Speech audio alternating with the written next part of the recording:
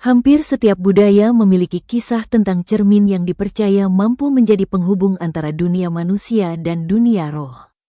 Dari sekian banyak legenda tersebut, tidak ada yang lebih terkenal dibanding Bloody Mary. Selama puluhan tahun, ritual ini telah menjadi bagian dari cerita rakyat modern di berbagai negara, terutama di Amerika Serikat, Kanada, Inggris, hingga beberapa negara Eropa. Bagi sebagian orang, Bloody Mary hanyalah permainan uji nyali yang sering dilakukan saat pesta menginap atau berkumpul bersama teman. Namun bagi yang lain, ritual ini dipercaya sebagai cara untuk memanggil sosok misterius yang konon dapat muncul dari balik pantulan cermin. Benar atau tidaknya cerita tersebut masih menjadi perdebatan, tetapi popularitas Bloody Mary tidak pernah benar-benar hilang dan terus diwariskan dari satu generasi ke generasi berikutnya. Tidak ada yang benar-benar mengetahui kapan legenda Bloody Mary pertama kali muncul. Berbeda dengan ritual adat yang memiliki catatan sejarah yang jelas, Bloody Mary berkembang sebagai cerita rakyat atau urban legend. Para peneliti folklore berpendapat bahwa legenda ini kemungkinan mulai terbentuk pada abad ke-19 hingga awal abad ke-20, ketika berbagai kepercayaan mengenai cermin masih sangat kuat di masyarakat Eropa. Pada masa itu, cermin tidak hanya dianggap sebagai benda untuk melihat pantulan diri, tetapi juga dipercaya memiliki hubungan dengan dunia spiritual. Di beberapa daerah bahkan terdapat tradisi menutupi seluruh cermin di rumah ketika ada anggota keluarga yang meninggal. Masyarakat setempat percaya bahwa roh orang yang baru meninggal dapat terjebak di dalam cermin atau terganggu jika melihat pantulannya sendiri. Kepercayaan-kepercayaan semacam inilah yang diduga menjadi salah satu fondasi lahirnya berbagai legenda tentang cermin berhantu. Nama Bloody Mary sendiri memiliki banyak versi asal-usul. Salah satu teori mengaitkannya dengan Ratu Mary pertama dari Inggris yang memerintah pada abad ke-16. Mary dikenal dalam sejarah karena menghukum mati ratusan orang Protestan dalam upaya mengembalikan Inggris ke ajaran Katolik, sehingga mendapat julukan Bloody Mary atau Mary berdarah. Namun sebagian besar ahli folklore menilai bahwa tidak ada bukti kuat yang menunjukkan hubungan langsung antara sang ratu dengan ritual cermin yang dikenal saat ini. Teori lain menyebut nama Bloody Mary mungkin berasal dari gabungan berbagai legenda perempuan yang meninggal secara tragis, lalu kisah-kisah tersebut bercampur dan berkembang menjadi satu tokoh yang sama. Karena diwariskan secara lisan selama puluhan tahun, cerita tentang Bloody Mary terus berubah mengikuti budaya masyarakat yang menceritakannya. Menariknya, hampir setiap negara memiliki versi Bloody Mary yang sedikit berbeda. Di Amerika Utara, sosok yang dipanggil biasanya digambarkan sebagai perempuan berwajah rusak, berlumuran darah, atau memiliki mata kosong. Di beberapa wilayah Inggris, sosok tersebut justru dipercaya sebagai penyihir atau arwah perempuan yang meninggal karena tuduhan ilmu hitam.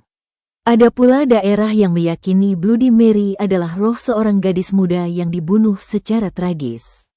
Perbedaan ini menunjukkan bahwa legenda Bloody Mary tidak berasal dari satu peristiwa nyata, melainkan berkembang mengikuti imajinasi, ketakutan, dan budaya masyarakat setempat. Meski memiliki banyak versi, cara melakukan ritual Bloody Mary hampir selalu sama. Ritual biasanya dilakukan pada malam hari ketika suasana rumah sudah sunyi. Peserta masuk ke kamar mandi atau ruangan yang memiliki cermin besar, kemudian mematikan lampu hingga ruangan menjadi gelap. Sebagian orang hanya menggunakan cahaya lilin sebagai satu-satunya sumber penerangan. Cahaya yang redup dipercaya menciptakan suasana yang lebih tenang sekaligus memperkuat kemungkinan munculnya sosok yang dipanggil, meskipun keyakinan tersebut tidak memiliki dasar ilmiah. Setelah semua persiapan selesai, peserta berdiri tepat di depan cermin sambil menatap pantulan wajahnya sendiri. Dalam sebagian besar versi ritual, nama Bloody Mary diucapkan sebanyak 3 kali. Namun ada pula versi lain yang mengharuskan nama tersebut diucapkan 5 kali, 7 kali, bahkan 13 kali sambil berputar mengelilingi diri sendiri atau memutar tubuh menghadap cermin. Beberapa variasi ritual juga menambahkan syarat tertentu, seperti membawa lilin, memegang tangan teman, atau mengucapkan kalimat pemanggilan yang lebih panjang. Perbedaan tersebut muncul karena ritual ini tidak pernah memiliki aturan baku dan terus berubah mengikuti cerita yang berkembang di masyarakat. Menurut legenda, apabila ritual berhasil, peserta akan melihat sosok perempuan misterius muncul di dalam cermin. Dalam beberapa versi, wajah tersebut hanya tampak sekilas sebelum menghilang. Versi lain menggambarkan Bloody Mary sebagai sosok yang keluar dari dalam cermin untuk mengejar atau menyerang orang yang memanggilnya. Bahkan ada cerita yang mengatakan bahwa peserta dapat mengalami luka gores, kehilangan kewarasan, atau menghilang tanpa jejak setelah melakukan ritual tersebut. Hingga saat ini, seluruh kisah tersebut tetap berada dalam ranah legenda dan belum pernah dapat dibuktikan melalui penelitian ilmiah yang dapat diverifikasi. Lalu mengapa begitu banyak orang mengaku benar-benar melihat sesuatu di dalam cermin?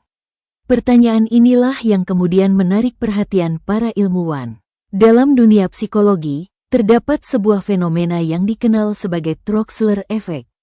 Ketika seseorang menatap satu titik dalam pencahayaan redup selama beberapa menit, otak mulai mengabaikan sebagian informasi visual yang dianggap tidak berubah. Akibatnya, wajah sendiri yang terlihat di cermin dapat tampak berubah secara perlahan. Mata terlihat lebih gelap, bentuk wajah terasa bergeser, atau muncul bayangan yang sebenarnya merupakan hasil cara otak memproses informasi visual. Fenomena ini telah diteliti dalam berbagai eksperimen dan mampu menjelaskan mengapa sebagian orang merasa melihat sosok asing ketika menatap cermin dalam waktu lama. Selain faktor visual, sugesti juga memiliki pengaruh yang sangat besar. Seseorang yang memasuki ritual dengan keyakinan bahwa Bloody Mary mungkin akan muncul cenderung mengalami peningkatan rasa waspada dan kecemasan. Dalam kondisi seperti itu, otak lebih mudah menafsirkan bayangan, pantulan cahaya lilin, atau perubahan ekspresi wajah sebagai sesuatu yang menyeramkan. Hal yang sebenarnya biasa dapat terasa luar biasa hanya karena pikiran sudah dipenuhi ekspektasi akan munculnya sosok tertentu. Penjelasan psikologis inilah yang hingga kini paling banyak diterima oleh kalangan ilmiah. Meski demikian, penjelasan tersebut tidak menghentikan berkembangnya legenda Bloody Mary. Hingga sekarang, ritual ini masih sering dilakukan sebagai tantangan uji nyali di kalangan remaja, menjadi inspirasi berbagai film horor, novel, permainan video, hingga konten internet yang ditonton jutaan orang. Di sisi lain, sebagian masyarakat memilih untuk tidak pernah mencobanya karena menganggap ritual tersebut bertentangan dengan keyakinan mereka atau merasa tidak nyaman dengan berbagai kisah yang telah lama beredar. Terlepas dari apakah Bloody Mary hanyalah ilusi psikologis atau memang menyimpan misteri yang belum dapat dijelaskan, satu hal yang tidak dapat disangkal adalah kekuatan sebuah cerita yang terus hidup selama lebih dari 1 abad. Dari ruang-ruang gelap, kamar mandi sekolah, hingga rumah-rumah di berbagai penjuru dunia, nama Bloody Mary tetap menjadi salah satu legenda ritual paling terkenal yang pernah diciptakan manusia. Mungkin bukan karena ada sesuatu yang benar-benar muncul dari balik cermin, melainkan karena cermin mampu memantulkan satu hal yang paling sulit dihadapi oleh manusia, rasa takut yang berasal dari dalam dirinya sendiri.